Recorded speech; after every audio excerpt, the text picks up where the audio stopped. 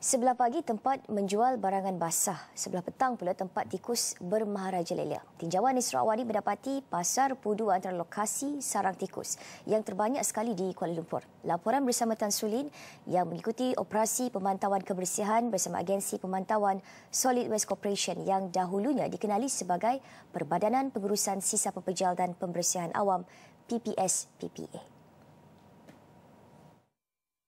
Saya kini di Pasar Pudu di mana dengar kata ini adalah antara lokasi sarang tikus di Kuala Lumpur. Dan pada hari ini kami mengikuti Solid Waste Corporation yang dahulu dikenali sebagai PPS-PPA untuk meninjau pemantauan pembersihan di kawasan ini. Jom kita tengok.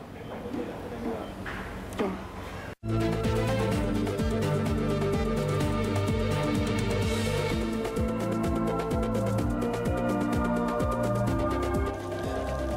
Inilah keadaan Pasar Pudu di sebelah pagi. RM1. Oh, satu dunia mau jumpa.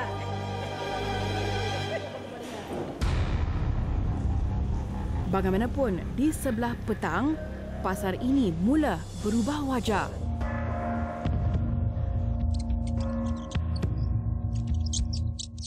Pada waktu pagi, Pasar Pudu ini seperti pasar-pasar yang biasa, tetapi pada waktu petang apabila gerai-gerainya kebanyakan telah tutup, tikus-tikus ini mula keluar untuk mencari makan.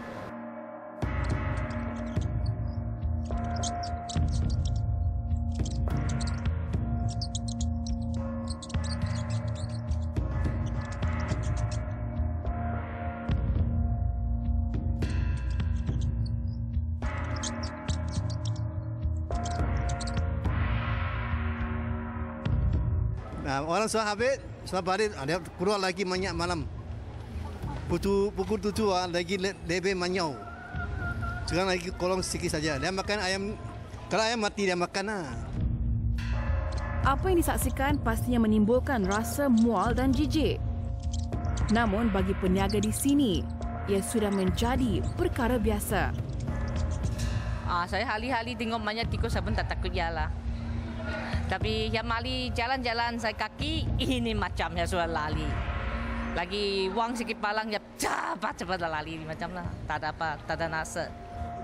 Tinjauan kami mendapati bukan sahaja dalam pasar, malah gerai di luar pasar ini juga menjadi laman permainan tikus ini. Pelbagai usaha dilakukan, termasuk membunuh tikus ini, tetapi masih buntu. Dia tahu ubat dia boleh mati, tapi mana mati dia tak tahu. Yang lubang banyak mah kita tak boleh nampak. Bawa nanti ada bau lagi susah. Jadi macam. Apa yang pasti masalah kekotoran mengundang tikus-tikus ini untuk membiak. Kita pun mau jagalah, kita jangan taruh sampah banyak-banyak tu, semua sampah taruh dia pun mau cari makanan kan, dia mesti datang ya. Kita pun mau cari bersih lah. Ini untuk kita yang mau jaga itu. Pasal itu nanti kita pun dapat sakit kan. Biarpun kerja pembersihan seharian dilakukan, namun tikus terus bermaharajalela. Bimbang akan kesan kesihatan akibat kehadiran tikus, peniaga di sini mengharapkan tindakan berkesan pihak berkuasa membasmi sarang tikus di Pasar Pudu. Tan Sulin, Astro Awani.